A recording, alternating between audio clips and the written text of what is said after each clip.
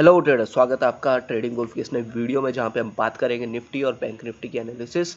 और जैसा कि आप सब लोग जानते हैं कि कल है थर्सडे यानी एक्सपायरी, तो 29 ऑफ दिसंबर इस साल की लास्ट एक्सपायरी और इस मंथ की भी लास्ट एक्सपायरी। तो देखना बहुत इंपॉर्टेंट रहेगा ये दिन, और क्योंकि काफ़ी वॉलेटाइल भी रह सकता है। तो शुरुआत करता हूँ मैं बैंक निफ्टी से। तो जैसा कि हम देख सकते हैं कि बैंक निफ्टी ने, जैसा कि हमने बताया था कि अगर यहाँ कहीं ओपन होता है यानी गैप डाउन ओपन होता है तो पहले तो एक रिट्रेसमेंट कैंडल का वेट करेंगे, यहाँ से उसको रिजेक्शन मिला, फिर डाउन साइड से भी रिजेक्शन मिला, तो ये एक इंडिसाइसिव कैंडल बन गई। उसके बाद मार्केट हल्का सा ऊपर गया, फिर वापस से उसने डाउनफॉल किया, तो यानी यहाँ कहीं हमारा एक रेजिस्टेंस पॉइंट है। और फिर यहाँ पे उसने अपने जो मेरा जो जोन था, ठीक है, जो मैंने जो जोन बनाया था उसके आसपास कहीं गया, रिजेक्ट किया, फिर वापस गया, फिर रिजेक्ट किया, यानी दो बार इधर टेस्ट कर लिया है। फिर वापस से उसको ट्राई किया, इसी लेवल से वापस से उसको रिजेक्शन मिला, 3 बार रिजेक्शन मिला। और यहाँ पे हल्का सा देखो कि 1 और 2, और यहाँ से इसने एक हाई और फिर एक लोअर हाई बनाना शुरू कर दिया, ठीक है। तो मैं थोड़ा सा एक्सपेक्ट कर रहा हूँ कि मार्केट हो सकता है कि यहाँ से अपना ट्रेंड चेंज करना शुरू कर जाए। अगर ये 42,600 का जो मेरा जोन है, 42,500 का जो जोन है, अगर ये ब्रेक हो जाता है ना, तो जो ट्रेंड है ना मार्केट का, जो स्मॉलर टाइम फ्रेम पे, बड़े टाइम फ्रेम पे तो डाउन ट्रेंड है, ठीक है, और स्मॉलर टाइम फ्रेम पे ये हल्का सा ऐसे करके जा रहा है, ठीक है। तो यानी ये हाई तो बन गया है ना, ये मेरा जो लोअर हाई है ये तो तैयार हो गया। अब इसके बाद क्या बनाना है? लोअर लो बनाना है। तो वो बनाने के लिए अब ये मार्केट वापस तो आएगा, तो ये मेरा जो जोन है ना, अगर ये ब्रेक होता है ना, तो काफ़ी अच्छा डाउनफॉल हमें देखने को मिल सकता है। तो चलिए अब एनालिसिस करते हैं कि मार्केट कल, यानी ठीक है 29 ऑफ दिसंबर, अगर कल यहाँ कहीं ओपन हो जाता है यानी फ्लैट कहीं ओपन हो जाता है, तब हमें किस तरीके से ट्रेड करना है। शुरुआत करता हूँ, ठीक है। तो देखिए ये जो कैंडल है हमारा, यहाँ इस लेवल के अंदर यहाँ कहीं ओपन हो जाता है यानी 42,700 के आसपास या 42,850 के आसपास, तो पहला जो पॉइंट रहेगा कि मार्केट वापस से ऊपर जा रहा है कि नहीं जा रहा है, ठीक है। इस टाइम अगर इसको ब्रेक करने की कोशिश करेगा ना, क्योंकि ऑलरेडी 3 बार टच कर चुका है, इसी को ट्राई भी कर चुका है इसे ब्रेक करने की, और इस बार ब्रेक कर गया और मेरे जोन के आसपास आ गया, तभी हम फर्दर अप मूव के लिए सोचेंगे, यानी 43,050 के ऊपर ही सोचना है, ठीक है। उससे पहले तो सोचना ही मत कि भाई कॉल लेना है और हमें पैसा भी मिल जाएगा और थर्सडे एक्सपायरी भी, और काफ़ी अच्छी भी चली जाएगी, ठीक है। कुछ नहीं होगा, क्वांटिटी लो रखना अपना, तभी ट्रेड लेना, उससे पहले कुछ ट्रेड नहीं लेना है। क्योंकि अगर मार्केट रिवर्सल ले लिया ना, तो काफ़ी बड़ा रिवर्सल भी हो सकता है यहाँ से। तो ये पॉइंट हमेशा अपने दिमाग में रखना। और अगर सपोज करें मार्केट डाउनफॉल जा रहा है यहाँ से और इस लेवल को इसने टेस्ट किया, फिर ऊपर आ रहा है, ठीक है, तब यहाँ से एक रिवर्सल ट्रेड बनता है। अगर यहाँ पे आपको कोई बुलिश इंगल्फिंग कैंडल अगर यहाँ पे आपको दिखती है, तब भी आप कोई रिवर्सल ट्रेड का प्लान करें, उससे पहले प्लानिंग नहीं करना है रिवर्सल ट्रेड का, ठीक है। यहाँ से रिजेक्शन मिलने दीजिए, यहाँ से देखिए हर टाइम पे रिजेक्शन मिला, 1 2 3 4, ठीक है, ये सब कैंडल का रिजेक्शन इसको मिला हुआ है।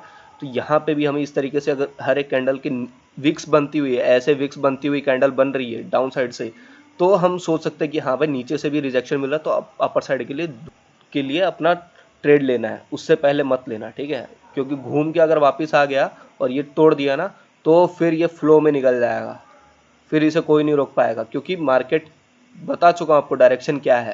अब देखिए अगर मार्केट इसी लेवल के अंदर घूम जाता है ना, यानी इन्हीं लेवल्स के अंदर रहता है, तो सिर्फ प्राइस एक्शन को फॉलो करें। अगर आपको कोई चार्ट पैटर्न दिखता है तभी ट्रेड लेना है, या तो आपको डबल टॉप दिख रहा है या डबल बॉटम दिख रहा है, या फिर आपको ट्रायंगल ब्रेकआउट दिख रहा है या कोई चैनल फॉर्मेशन हो रहा है, तो उसी के अंदर ही ट्रेड लेना है, उससे बाहर मत जाना।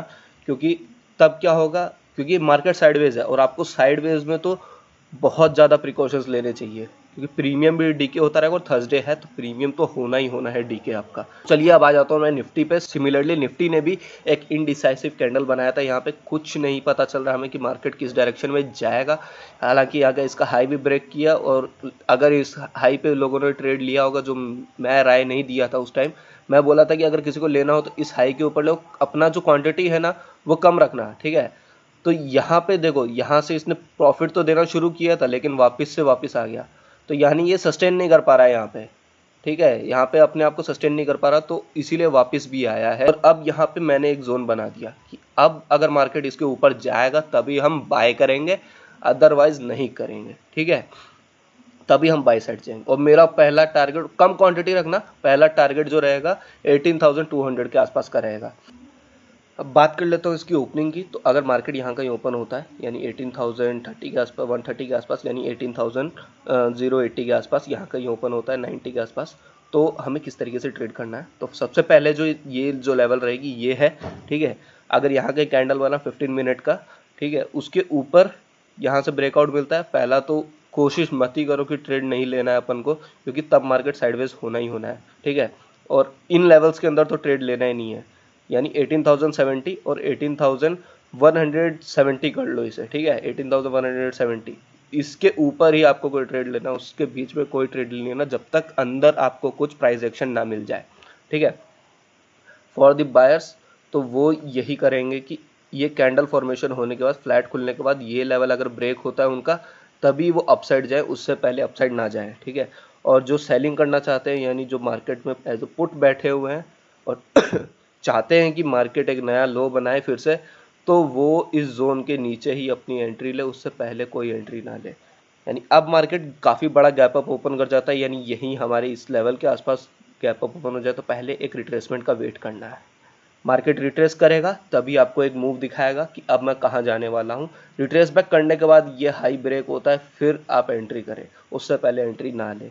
रिट्रेसमेंट करने के बाद अगर ये लो ब्रेक होता है, तब हो सकता है कि मार्केट यहीं घूमने की कोशिश करेगा, ठीक है, क्योंकि ऑलरेडी काफ़ी बड़ा गैप अप, और कुछ जो पुट अगर किसी ने लिया होगा तो वो उसने अपना एसएल भी इसी लेवल के आसपास बनाने की कोशिश करी होगी, यानी या तो 18,200 के आसपास अपना एसएल लगाया होगा, या फिर जो ज़्यादा रिस्की ट्रेडर है वो कह रहे भाई 10-15 पॉइंट में भी हमारा काम हो जाएगा, तो वो यहाँ कहीं अपना एसएल लगा के बैठे होंगे, ठीक है। तो यहाँ से ओपन होने के बाद टच करके वापस आने की, रिट्रेस बैक किया, फिर उसके बाद हमें थोड़ी देर साइडवेज ही दिखेगा मार्केट, उसके बाद आपको कोई प्राइस एक्शन दिखता है फिर डाउन साइड के लिए तब जाना है आपको, ठीक है। Price action for the down side, ये इंपॉर्टेंट रखा। और ये अगर लेवल हमारा कल ब्रेक हो जाता है ना, तो काफ़ी अच्छा डाउन साइड हमें ये टारगेट आराम से अचीव होता हुआ भी दिख सकता है।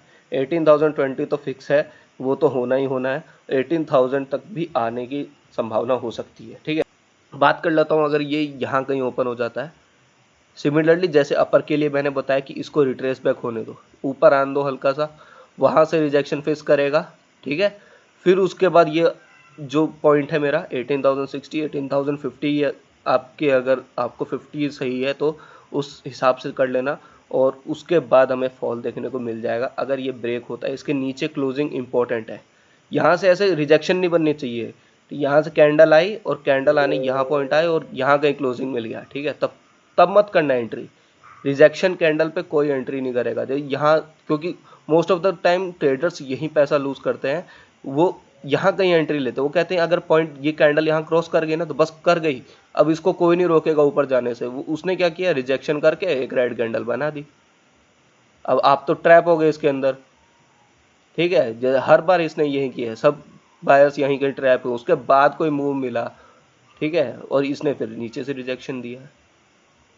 तो ये ट्रैप से यही बचने का तरीका है कि आपको उसको क्लोजिंग देना इम्पोर्टेंट है, ठीक है।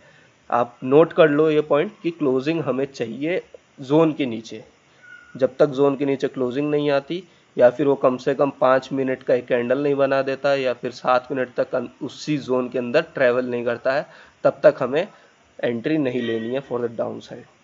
सो गाइस, वीडियो अच्छी लगी हो तो लाइक करें, सब्सक्राइब करें इस चैनल को, और शेयर करें बाकियों को भी, ताकि वो भी एक अच्छे ट्रेडर बन सके और लर्निंग की ओर अपना एक कदम आगे बढ़ा सके। तब तक के लिए जय हिंद।